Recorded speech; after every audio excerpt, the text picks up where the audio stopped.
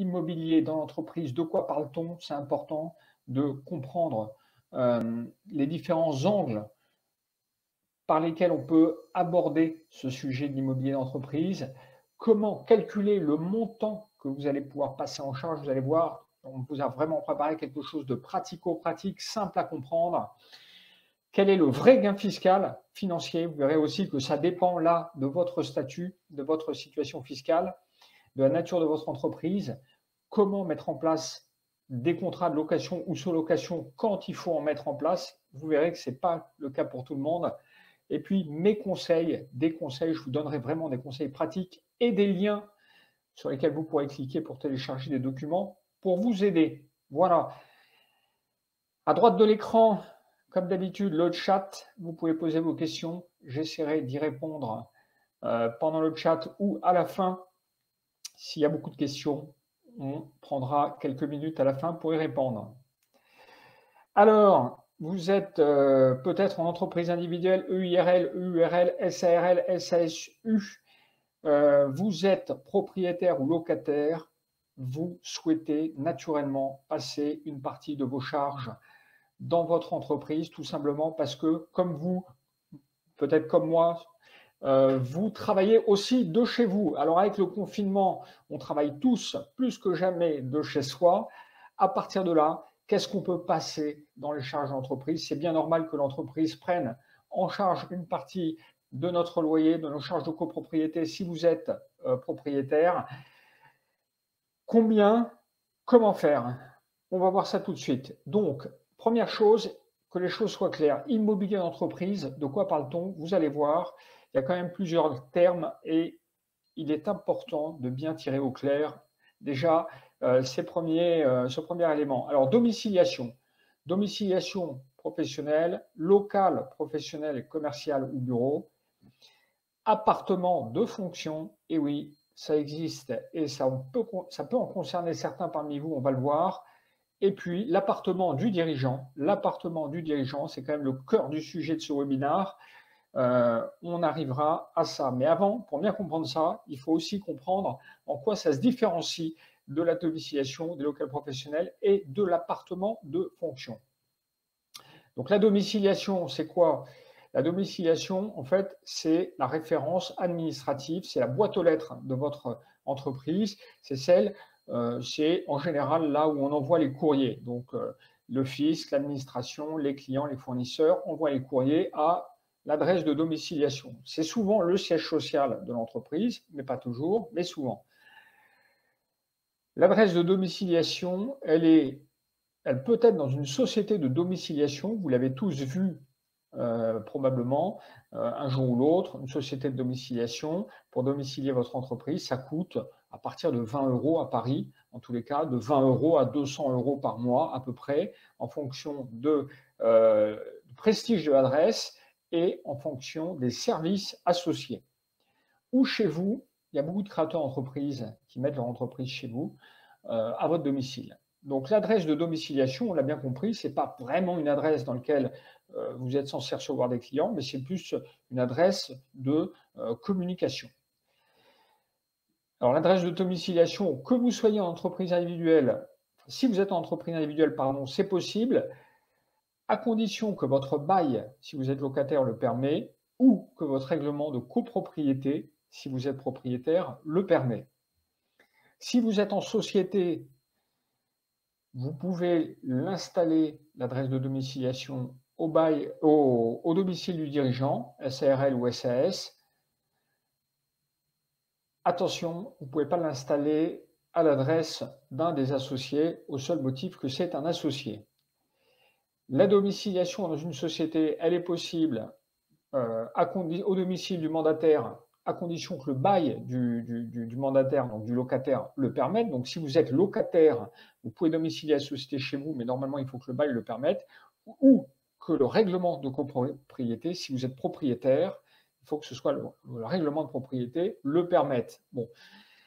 Et enfin, il faut que vous ne soyez pas dans une zone d'habitation qui interdit l'installation des entreprises. Alors, ça, franchement, c'est un peu de la théorie, parce que dans la pratique, ce qu'on voit, c'est que règlement de copropriété, franchement, si votre règlement de copropriété ne le prévoit pas, comme c'est souvent le cas, vous ne devez pas vous interdire de domicilier votre entreprise chez vous. Le seul problème, c'est que si vous êtes dans un immeuble, est-ce que vous avez le droit de mettre sur la boîte aux lettres le nom de votre société? Et si jamais vous n'avez pas le droit, je vous le dis, moi c'est ce que j'ai fait dans mon immeuble, je n'ai pas le droit, le règlement de copropriété ne le permet pas, je me suis entendu avec le concierge qui met le courrier pour qu'il mette dans ma boîte aux lettres les courriers de la société, c'est une holding en l'occurrence, donc de la holding concernée. Donc, concentrez-vous sur les aspects pratiques, les aspects réglementaires. Je vous le dis parce que c'est ce que vous diront des avocats, des juristes, etc. Mais dans la réalité, le vrai du vrai, c'est que c'est un arrangement entre vous et votre concierge si vous êtes propriétaire et vous et votre bailleur si vous êtes locataire. Si vous êtes locataire, il ne faut quand même pas trop faire n'importe quoi parce qu'il ne faut pas que vous vous fassiez sortir ou casser le bail au motif que vous n'avez pas respecté le bail. Voilà. Faites attention si vous êtes locataire et si vous êtes propriétaire, soyez pragmatique. Donc, sachez néanmoins que si vous voulez domicilier votre société, pas entreprise individuelle, société, vous pouvez, même si si une clause s'y oppose dans les contrats de location ou de copropriété, c'est-à-dire qu'aujourd'hui, il y a une tolérance maintenant administrative qui permet aux dirigeants d'installer le siège de la société, de domicilier la société pendant 5 ans qui suivent la création de l'entreprise au domicile du dirigeant. Voilà. Et si vous êtes locataire, néanmoins, malgré tout, envoyez, je vous le disais, une lettre lettre avec accusé de réception à votre bailleur pour éviter que cela ne vous revienne avec un mauvais effet dans la figure. Donc, soyez prudents quand même. Bon, le local professionnel, on va passer très vite là-dessus, c'est votre bureau, c'est soit un bureau, soit une boutique, un local commercial, et c'est le lieu où vous exercez votre activité. Voilà. Alors, si vous êtes consultant, vous n'avez pas de local forcément professionnel, mais si vous êtes commerçant, si vous êtes dans la restauration ou dans le bâtiment, souvent vous avez un local professionnel. C'est là où vous allez recevoir vos clients, par exemple. Le local professionnel, il a une adresse donc qui est dédiée et ça veut dire que, eh bien, si c'est l'entreprise qui en est propriétaire, elle a signé, vous avez signé au nom de votre entreprise un acte de copropriété, l'acte d'achat, et si l'entreprise est locataire, vous avez signé un bail. Vous pouvez bien évidemment cumuler domiciliation et local professionnel. Les deux adresses peuvent être différentes. Et puis, ça peut être aussi la même adresse. D'accord? Donc, tout est possible. Et sachez évidemment que la domiciliation peut être gratuite. Vous n'êtes pas obligé, si vous le faites à votre domicile, de vous verser quelque chose. Appartement de fonction. Alors ça, c'est important quand même d'en parler parce qu'on me pose souvent la question et j'entends et je vois surtout tout et n'importe quoi lorsque les gens font sans savoir. Et quand il y a un contrôle fiscal, ça peut faire vraiment très mal. Donc, appartement de fonction, c'est quand même très réglementé. On peut pas, et surtout, l'intérêt n'est pas toujours très intéressant. Donc, pour qu'une entreprise prenne à sa charge un appartement de fonction, il faut que le dirigeant ait son foyer fiscal à plus de 200 km du lieu d'exercice professionnel. Ça, c'est important.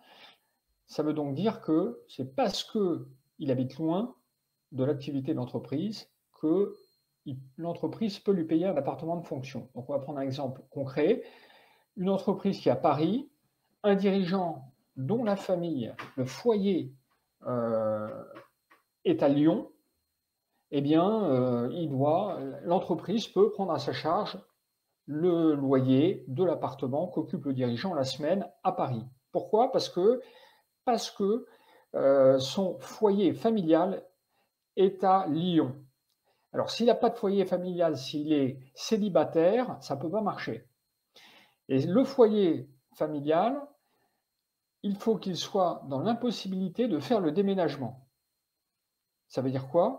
Ça veut dire qu'il faut par exemple que le conjoint ait un poste à Lyon qui justifie le fait qu'il ne puisse pas déménager pour suivre le dirigeant. Vous voyez, c'est très réglementé. Donc, on ne peut pas prendre un appartement de fonction comme ça.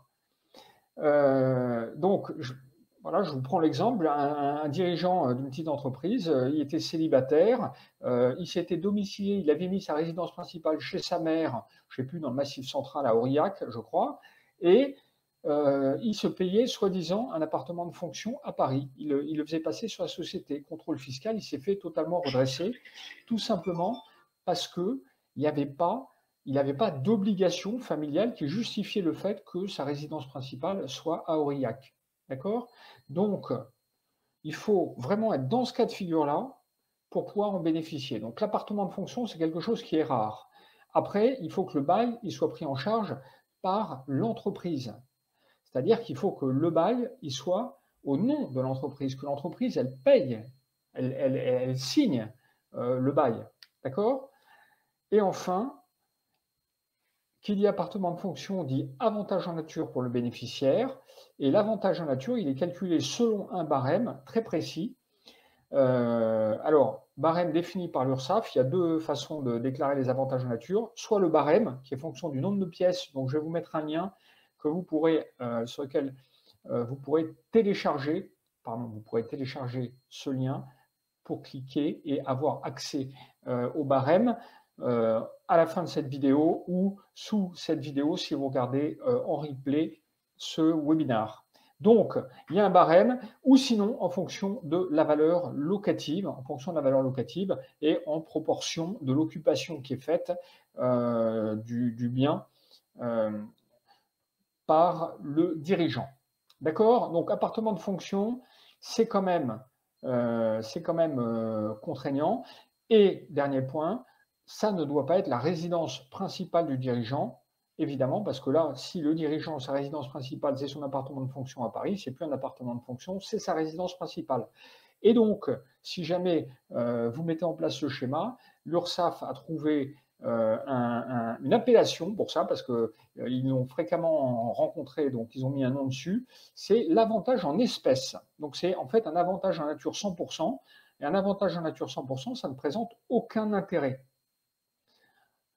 puisque l'entreprise paye plein pot les charges sur le montant du loyer. Bon, le seul intérêt, et je le dis très vite, c'est on met en place, certains dirigeants ont mis en place ce type d'architecture dans des situations de séparation, de divorce, voilà, parce que eh bien, c'est plus discret et à ce moment-là, le titulaire du loyer n'apparaît pas véritablement. Bon, c'est des cas un peu pointus, un peu extrêmes. Je vous dis que ça présente aucun intérêt financier. Voilà. Ce cas de résidence principale et de prise en charge à 100% avantage en espèces. D'accord? Donc, vous le voyez, domiciliation, local professionnel, appartement de fonction, tout ça, c'est des choses qui peuvent être mises en place dans une même entreprise. Et ce n'est pas terminé, vous allez voir, on peut encore en faire. Alors, le vrai sujet, je vous répondrai, Nathalie, dès la fin de ce webinaire sur votre domicile au Sénégal. Le vrai sujet, c'est l'appartement du dirigeant. Donc, c'est ça, c'est qu'est-ce que vous pouvez passer en charge si vous êtes locataire ou si vous êtes copropriétaire. Donc, oui, évidemment, il y a la possibilité de passer une partie du loyer du domicile du dirigeant s'il est utilisé pour activité professionnelle. Il faut y travailler au moins 10% de son temps. Il faut pas forcément y travailler. Ça peut aussi être fait si vous recevez des clients ou des partenaires ou des prospects. Alors, je vous dirais que 1 ou 2 dîners par mois, ça ne va pas suffire. Mais si vous avez l'habitude de recevoir des clients ou des prospects à votre domicile, eh bien, oui, vous pouvez passer une partie en loyer, en charge de votre entreprise, pardon. Ou si vous stockez des matières premières, des produits, des marchandises, des fournitures pour les besoins de votre entreprise. Bon, plus que fournitures administratives, bien évidemment. D'accord? Donc, oui, les frais du domicile du dirigeant, on peut les passer. Alors, on va distinguer les deux cas. Si vous êtes locataire, si vous êtes propriétaire. Donc, si vous êtes locataire, l'objectif, ça va être de passer une partie du loyer. Et si vous êtes propriétaire, vous allez pouvoir passer une partie de vos charges de copropriété. Donc, vous le voyez, il y a quand même 4 cases en matière d'immobilier d'entreprise. 4 cases qui peuvent être toutes cochées et on va voir notamment maintenant l'appartement du dirigeant, comment faire pour passer le maximum si vous avez une activité professionnelle à votre domicile. D'accord? Que passer en charge? On attaque tout de suite. Donc, pour faire simple, on va traiter le cas d'abord des entreprises individuelles et ensuite juste des sociétés. Donc, si vous êtes en entreprise individuelle, ou EIRL, ce qui revient à la même chose, c'est entreprise individuelle à responsabilité limitée. Vous savez que l'entreprise individuelle et le dirigeant, c'est une seule personne. C'est une seule personne. Il y a pas de, c'est pas comme dans les sociétés où il y a deux personnes. Là, c'est une seule personne. Donc, si vous êtes locataire, vous, en tant que particulier, vous payez un loyer et vous allez pouvoir passer une partie de ce loyer dans les charges de votre entreprise sans rien signer et sans mettre en place quoi que ce soit. Vous recevez votre loyer, vous donnez ça à votre comptable et vous allez appliquer dessus juste le coefficient, un coefficient d'affectation. On va le voir juste après comment le calculer, mais c'est très simple. Si vous êtes propriétaire, c'est très simple aussi. Le plus simple, c'est de passer une partie de vos charges de copropriété dans les charges de votre entreprise, vous transmettez à votre comptable le relevé de vos charges de copropriété. Donc ça, en entreprise individuelle, c'est très simple. Il n'y a pas besoin de mettre en place de bail de sous-location ou de location. Vous passez directement les charges. C'est très avantageux financièrement puisqu'il n'y a pas de charge sociale, pas d'impôt sur le revenu. On va y revenir. Maintenant, si vous êtes en société, il y a deux cas de figure. Vous êtes peut-être locataire, vous, en tant que dirigeant, vous êtes locataire de votre résidence principale. Et à ce moment-là, si vous voulez passer une partie de votre loyer personnel dans les charges d'entreprise, il va falloir que vous mettiez en place un bail de sous-location avec votre société. Donc, que vous prépariez le bail, que vous émettiez des quittances et que vous déclariez des revenus fonciers, vous, à titre personnel. Donc, d'un côté, vous allez déduire le bénéfice de l'entreprise et de l'autre, vous allez augmenter vos revenus parce que vous avez déclaré de revenus fonciers, ce qui n'était pas le cas dans l'entreprise individuelle. D'accord? Donc, attention, il y a un effet de vase communicant. Ce que vous avez gagné d'un côté, vous allez un peu le perdre de l'autre, pas totalement. Vous pouvez aussi ne pas mettre en place de bail de sous-location. Alors, il y a une tolérance administrative qui admet que vous puissiez faire l'économie de mettre en place le bail de sous-location et les quittances de location si vous passez une partie de votre loyer en charge et que vous, à titre personnel, vous déclariez des revenus fonciers, c'est-à-dire des revenus immobiliers. Donc, ça revient au même qu'au-dessus, que le cas précédent, mais c'est que vous ne mettez pas en place le bail de sous-location. Alors, c'est une tolérance administrative, c'est-à-dire que ça dépend du bon vouloir du contrôleur des impôts. C'est pour ça que les experts comptables en général vous disent non, non, attendez, mettez en place un bail de sous-location parce que nous, on ne veut pas être embêtés en cas de contrôle fiscal et on ne veut pas que vous preniez de risques. Donc, je vous avouerai que j'ai vu pas mal de cas dans les contrôles fiscaux où il n'y avait pas de bail de sous-location et où le fisc ne posait pas de problème. Mais si vous voulez être ceinture bretelle tranquille, il faudra que vous mettiez en place un bail de sous-location. Alors, revenu foncier, ça veut dire quoi? Ça veut dire que vous allez payer l'impôt sur le revenu dessus et que vous allez en plus payer 17,2% de prélèvements sociaux. D'accord? Donc, vous voyez bien que ce que vous gagnez d'un côté, vous allez le perdre de l'autre. Alors, 17,2%, évidemment, vous l'aurez remarqué, c'est quand même moins que ce que vous payez à l'URSSAF et à la retraite. Donc, c'est un canal de prélèvement qui est un peu plus avantageux que celui des rémunérations. Ça coûte moins cher de se verser un loyer de sous-location et de payer avec ça le bail plutôt que de se verser une rémunération sur laquelle vous payez plein pot, charges sociales et impôt sur le revenu, et ensuite de payer votre loyer. D'accord? Donc vous voyez que c'est différent. Hein. En URL et CRL, c'est un peu plus contraignant, c'est moins facile. Si vous êtes propriétaire maintenant, c'est à peu près la même philosophie, c'est la même architecture. Bail de sous-location, quittance de sous-location. Voilà. Et puis, déclarer les revenus fonciers. Si vous êtes propriétaire en société, pas possible de passer des charges de copropriété comme ça. Ça ne marche pas. Ça ne peut marcher que quand vous êtes entreprise individuelle. Je vous le disais tout à l'heure, parce que c'est la même personne. En fait, il n'y a qu'une seule personne. point de vue juridique, il n'y a qu'une seule personne. Alors que là, il y a deux personnes, il y a la société et il y a son dirigeant. C'est le dirigeant qui est propriétaire. Eh bien, si la société veut passer dans ses charges une partie des coûts de copropriété, il faut vraiment qu'il y ait un bail qui permette de faire ce transfert. Donc, si vous êtes en société propriétaire, eh bien, vous devez mettre en place un bail de, alors j'ai mis sous-location, c'est pas sous-location, c'est location, location, on va corriger ça, un bail de location, puisqu'on est propriétaire, et que des quittances de location, et déclarer les revenus fonciers avec toujours la fiscalité, impôt sur le revenu, plus prélèvements sociaux. OK, vous arrivez à suivre jusque-là? On est dans le cœur du sujet là. Alors, comment calculer le coefficient d'affectation? Ça, c'est important que vous soyez locataire ou propriétaire, que vous soyez que vous mettiez en place un bail ou que vous mettiez en place directement un dispatch, une prise en charge directe des charges de copropriété pour une entreprise individuelle. Il y a ce principe de coefficient d'affectation, c'est-à-dire que le fisc vous dit, oui d'accord, mais combien vous passez? Combien vous pouvez passer? Bon, ben ça dépend de l'usage qui est fait. Donc, l'usage qui est réel pour l'activité professionnelle. Donc, prenons un exemple, une surface d'un appartement de 100 mètres carrés, l'utilisation professionnelle 20 mètres carrés, le coefficient d'affectation professionnelle, évidemment, c'est 20%.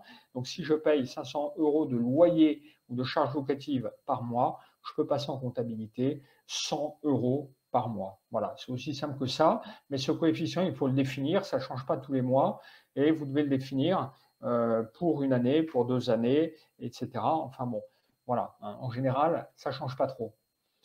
Comment fixer le montant du loyer? Eh bien, il faut se référer évidemment au prix du marché. Donc, c'est du bon sens, mais voilà, il ne faut pas mettre n'importe quoi. Aller vers des agences immobilières, regardez dans les agences de votre quartier, regardez les annonces, et puis derrière, donc mettre en place un bail. Alors ça peut être un bail professionnel si le règlement de copropriété le permet, et puis précaire. Les baux précaires, ça permet de créer une souplesse, mais enfin en général c'est entre vous et vous, donc vous faites un peu ce que vous voulez, mais enfin c'est moins engageant qu'un bail 3, 6, 9, les baux commerciaux. Évitez les baux commerciaux, allez plutôt vers des baux professionnels. Et il sera signé par le propriétaire et le dirigeant. Donc, a priori, c'est vous des deux côtés. On continue. Les autres charges que vous pouvez passer. Alors, les autres charges liées à votre domicile, c'est l'électricité, c'est Internet, c'est le téléphone, c'est l'eau, etc. Toutes les dépenses liées, directement liées à votre domicile. Si vous êtes en entreprise individuelle, c'est très simple. Toujours pour la même histoire, il n'y a qu'une seule personne titulaire du contrat, c'est le même que l'exploitant. Donc, c'est en fonction de l'usage, 10 à 50%, bon, 50%, 60%, plus selon la nature. Si vous êtes en société, normalement, par exemple pour la téléphonie, à partir du moment où le contrat est au nom de la société, ben, vous passez 100% et puis vous récupérez la TVA. Voilà. Et en fonction de l'usage, si jamais les contrats sont en votre nom personnel, c'est notamment le cas assez souvent de ce qui est téléphonie, abonnement Internet, et bien dans ces conditions, vous faites une note de frais, hein, chaque année ou chaque mois ou chaque trimestre, vous demandez à votre société de rembourser une partie de votre facture qui est à votre nom, et ça doit prendre la forme d'une note de frais puisqu'elle est à votre nom. D'accord? Donc l'entreprise ne peut pas la passer en totalité. C'est la raison pour laquelle les opérateurs de téléphonie, par exemple, ont bien compris ça, ou les fournisseurs d'Internet, ils doublent le prix à partir du moment où c'est le nom de la société. Hein, je ne vous apprends rien. Les abonnements téléphoniques particuliers, le forfait moyen, on va dire c'est 20 €, 25 €. Puis quand vous les prenez sur la société, chez les mêmes opérateurs, ils vous disent « Ah, c'est un tarif pro », ils doublent le prix, tout simplement parce qu'ils savent qu'en le passant à 100% dans la société, eh bien, au final, ça revient au même. Donc, vous êtes capable de payer 2 fois plus cher. Pourquoi est-ce fiscalement intéressant? Pour ceux qui n'auraient pas compris, eh bien, dépenses prises en charge directement par l'entreprise, ça veut dire que c'est une charge qui est déductible du bénéfice imposable de l'entreprise. Il n'y a pas d'impôt sur le revenu pour vous, dirigeants. Il n'y a pas de complément à déclarer, et il n'y a pas de charge sociale lorsque c'est une charge qui est totalement prise en charge par la société. Tout ce qui passe directement dans vos frais, vous gagnez sur l'impôt sur le revenu et sur les charges sociales. Ça veut dire qu'en moyenne, pour une rémunération nette de 100 euros, tout statut confondu, en moyenne, hein, ça coûte 185 euros par an à l'entreprise et à vous, parce que vous avez payé des charges sociales plus d'impôt sur le revenu. Si vous passez directement la charge, vous faites une croix sur les 85 euros et ça veut dire que ça vous coûte quand même 100 euros, donc quasiment la moitié du prix. D'où l'intérêt évidemment de passer un maximum de charges sur l'entreprise. Pour ce qui est du loyer, c'est un peu différent, vous l'avez compris. D'un côté, du côté de l'entreprise, c'est une charge qui diminue le bénéfice imposable dans tous les cas, et de l'autre, chez vous, par contre, vous allez avoir, on l'a vu, une augmentation de votre impôt sur le revenu et notamment des prélèvements sociaux, les 17,2%. Donc, c'est ce que je vous disais, un effet de vase communicant qui limite quand même l'intérêt du loyer par rapport à des charges directes. Donc, on a repris les chiffres. Vous voyez que pour 100 euros de votre loyer, si vous prenez une rémunération, si vous devez le payer à travers une rémunération, ben, ça va coûter 40% de charges plus 11% d'impôt sur le revenu. Donc, ça coûte 185 euros à votre entreprise pour vous permettre de payer ces 100 euros de loyer. Et si votre entreprise vous verse un loyer net d'impôt à travers donc les revenus fonciers, eh bien, vous paierez l'impôt sur le revenu. Alors, avec un taux de 11%, mais ça peut être plus, ça peut être moins. Et puis, par contre, les cotisations sociales, 17,2%. Donc, ça coûte en moyenne 125 euros à l'entreprise. Voilà, donc dans le cas du loyer, vous voyez que c'est un petit peu moins intéressant, mais ça reste malgré tout intéressant. Alors, tableau récap, pour bien voir quand même qui sont les grands gagnants, entre guillemets, ou ceux qui ont vraiment intérêt à le faire. Vous voyez que c'est en fait l'entreprise individuelle, parce que dans l'entreprise individuelle, vous l'avez compris, les entreprises individuelles, ce que vous passez en charge d'un côté, eh bien, il n'y a pas d'imposition du loyer côté dirigeant. Donc, l'effet fiscal, l'optimisation fiscale est beaucoup plus importante qu'en société où, malgré tout, il y a une partie du loyer qui est déclarée côté propriétaire. Donc, c'est très intéressant quand on est locataire entreprise individuelle. C'est beaucoup moins intéressant quand on est propriétaire en société. Comment mettre en place la location ou la sous-location? Il faut rédiger un bail de sous-location ou de location entre vous et vous, hein, bien souvent entre le bailleur et votre entreprise. Il faut ensuite émettre des quittances de loyer tous les mois ou tous les trimestres. Et puis, il faut déclarer les loyers sur votre déclaration de revenus 2042-2044. Pour les puristes, la déclaration des revenus fonciers. Sachez aussi, important, c'est que en théorie, si vous déclarez une adresse professionnelle, et notamment si vous prenez en charge une partie de votre domicile, vous devez déclarer au greffe, pour ceux qui ont un cabis, vous devez déclarer l'établissement, donc une partie de votre domicile au greffe comme un établissement secondaire. Ce qui veut dire que vous allez payer la cotisation foncière des entreprises, etc. Donc ça va diminuer un peu votre taxe d'habitation, mais ça va augmenter la cotisation forfaitaire des entreprises. Donc là aussi, ce que vous allez gagner d'un côté, vous n'allez pas forcément, vous allez un peu le perdre de l'autre. D'accord? Si vous ne le faites pas, le risque, c'est que le fisc va vous dire « Ah ben tiens, je refuse de déduire, je refuse que vous déduisiez les loyers correspondants puisque vous n'avez pas déclaré l'établissement. » Voilà. Bon, là aussi, les redressements sont plutôt rares là-dessus. Mais moi, je vous dis vraiment, si vous voulez mettre des choses en place de façon très propre, vous devez déclarer au greffe l'établissement secondaire qui va être votre domicile à partir du moment où vous passez une partie du loyer. Si vous ne voulez pas déclarer d'établissement secondaire, alors à ce moment-là, il ne faut pas forcément mettre en place ces histoires de prise en charge de loyer ou de charge de copropriété. Je vous le disais, CFE ou taxe d'habitation.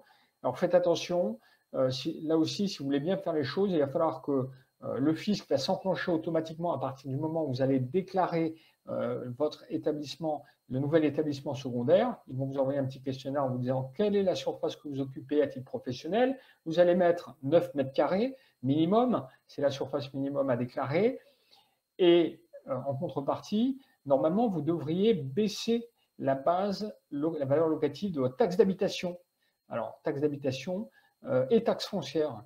Enfin, surtout la taxe d'habitation, si vous payez encore la taxe d'habitation. Bon, si jamais ça n'a pas été fait, eh ben, il faut écrire, parce qu'ils ne le font pas en fait. Ils sont assez forts pour augmenter évidemment la base imposable à côté CFE, mais baisser la taxe d'habitation, si vous ne le demandez pas, ce ne sera pas fait. Donc le risque, c'est de payer 2 fois, malgré tout, des impôts sur une même surface utilisée pour vos besoins personnels et pour les professionnels. Bon, on termine avec les conseils pour optimiser. Donc, si vous êtes parisien, vous n'êtes pas tous parisiens, je sais, mais bon, si vous êtes parisien, les coefficients d'affectation à Paris ne dépassez pas 25% de la surface si vous n'avez pas d'autre adresse professionnelle, 20% de la surface si vous travaillez chez vos clients, par exemple les consultants, ne dépassez pas 20% et ne dépassez pas 10% si vous avez une autre adresse, une vraie adresse professionnelle, une boutique ou que vous êtes installé dans un coworking. Voilà, le fisc verra d'un mauvais œil que vous passiez tout et n'importe quoi et en tous les cas que vous, surtout si vous êtes seul, que vous ayez des adresses un peu partout. Il faut garder une cohérence toujours hein, avec le fisc, il faut être cohérent. Et avoir un discours qui soit construit avec des argumentations qui soient logiques. Voilà. Donc, ne tirez pas trop sur la corde. Et si vous êtes propriétaire, attention au coût de gestion des revenus fonciers. Hein, je vous le disais, les revenus fonciers, c'est des déclarations à faire, donc des déclarations, des quittances de loyer. C'est du temps, c'est de l'agacement, c'est des formulaires à remplir pour les impôts. Donc, c'est du temps à y consacrer. Et maintenant, sur l'optimisation, sachez que si vous êtes propriétaire, que vous mettez en place par exemple, une location sur un local sur lequel vous avez des travaux à faire, il y a une astuce, c'est de mettre en place un loyer dans lequel vous allez spécifier qu'il y a une franchise de loyer, c'est-à-dire que la société ne va pas payer de loyer pendant 3 mois, 6 mois, 1 an, 2 ans, mais elle va prendre en charge les travaux. Donc, côté société, ça ne change pas grand-chose, ça lui fait une charge, travaux de rénovation, ça lui fait une charge déductible de son résultat imposable. Et vous, de votre côté, il n'y a pas de loyer, donc il n'y a pas de revenu foncier à déclarer, en théorie. Hein.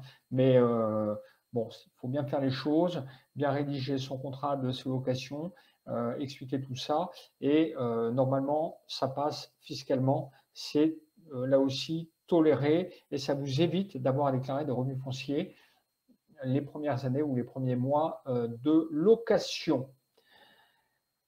Voilà, eh ben, on a tenu le timing. On termine avec les liens dont je vous parlais tout à l'heure. Barème des avantages en nature pour les appartements de fonction. Vous le trouverez en cliquant sur ce lien. Alors, ce lien, vous allez pouvoir le télécharger, soit en cliquant sous cette vidéo, on vous a mis un lien, soit sinon, si vous avez suivi le webinaire en direct, eh bien, vous avez la possibilité de télécharger le support du webinaire. Vous aurez également la possibilité de télécharger un modèle de bail professionnel gratuit et un modèle de bail précaire dérogatoire.